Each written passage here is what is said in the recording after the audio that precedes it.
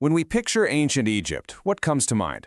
Right. You're thinking of this incredible empire of stone and gold, ruled by pharaohs for 3,000 years. It's a civilization that seemed, well, eternal, invincible even. But what if I told you that for over a century, the throne of the pharaohs wasn't held by an Egyptian at all? It was seized by outsiders. I know, that totally flips the script on everything we think we know about Egyptian power. So how in the world did it happen? How could a group of foreign warriors actually come to rule the land of the pyramids? Well, our story begins with absolute chaos. Around 1650 BCE, the seemingly unbreakable authority of Egypt's Middle Kingdom just crumbled. The central government completely fell apart, the land fractured into all these petty kingdoms, and you had local warlords fighting over the scraps. Egypt was weak, it was divided, and it was wide open for the taking. And into this massive power vacuum stepped a new and, at the time, very mysterious group of people. They showed up from the east, and believe me, they were about to change the course of Egyptian history forever. They were known as the Hyksos, which is a great name that basically just means rulers of foreign lands. These were Canaanite people from the Levant. Think of the area of modern-day Syria, Lebanon, and Israel. And here's the key. They weren't just raiders looking for a quick score. Nope, they came to stay, and they immediately seized control of the absolute heart of Egypt's wealth and power, the incredible Nile Delta. So yeah, this was no simple occupation. This was the start of a whole new royal line. Foreigners were about to sit on that famous throne and actually call themselves pharaoh. And just look at how quickly all of this happened. The mighty Middle Kingdom ends, and almost right away, Egypt plunges into chaos, a time historians now call the Second Intermediate Period. And for the next 100 years, from about 1650 to 1550 BCE, it's the Hyksos kings who are in charge. That's a full century of foreign rule. From their brand new capital city, Avaris, right in the heart of the Delta, the Hyksos ruled northern Egypt like they were born to it.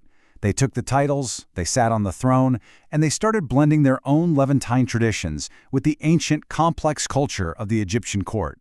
This line of Hyksos rulers, we call them the 15th Dynasty. And let's be clear, they weren't just some nuisance on the fringe of the empire. They were the dominant power. They controlled the entire fertile north and demanded tribute from the native Egyptian rulers who were now pretty much trapped in the south. But this takeover didn't exactly unify Egypt under new management. Oh no. Instead, it completely shattered the kingdom into these competing zones of influence. For the first time in centuries, Egypt was not one single, unified country. The unified kingdom we all think of was totally gone. In its place, the land was broken into 3 major power blocks, all of them vying for control of the Nile. So up in the north, you've got the Hyksos heartland. From their capital, Avaris, they controlled the incredibly rich delta, and, this is crucial, all the trade routes connecting Egypt to the rest of the world. They basically held the economic engine of the entire country. Okay, then further south, around the great city of Thebes, a native Egyptian dynasty actually managed to cling to power.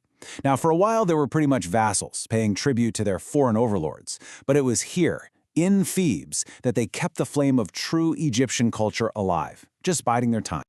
And as if things weren't complicated enough, a third power popped up in the far south, the Kingdom of Kush. Now, the Kushites were a serious military force, and they saw Egypt's weakness as their big opportunity, expanding their own empire north from their capital at Kerma. So what you're left with is this incredibly tense three-way standoff. You've got the Hyksos in the north, the Kushites in the south, and the native Egyptians literally squeezed right in the middle. This delicate, dangerous balance would define the entire region for decades to come.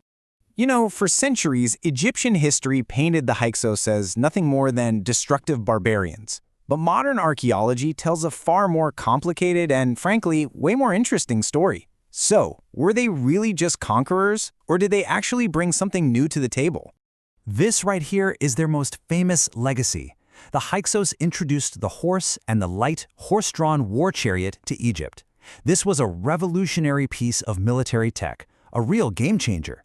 And the great irony, it would become the very tool the Egyptians later used to kick the Hyksos out and build their own massive empire. And it wasn't just the chariot. They brought the composite bow, a weapon with way more range and power. They introduced better techniques for making bronze and for building fortifications. In short, they gave Egypt's entire military a massive and badly needed technological upgrade. But you know, this wasn't a one-way street. The Hyksos didn't try to just erase Egyptian culture. They actively adopted it.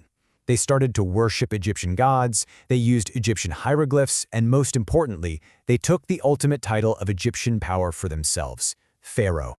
And you can see this blend just perfectly in their art. The Sphinx and the scarab seal are iconic symbols of the pharaoh, right? But the ones you see here, they weren't made for an Egyptian king.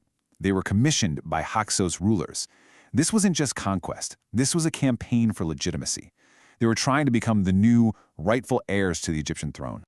So, in the end, the Hyksos period wasn't just some interruption in the timeline. It was a total transformation.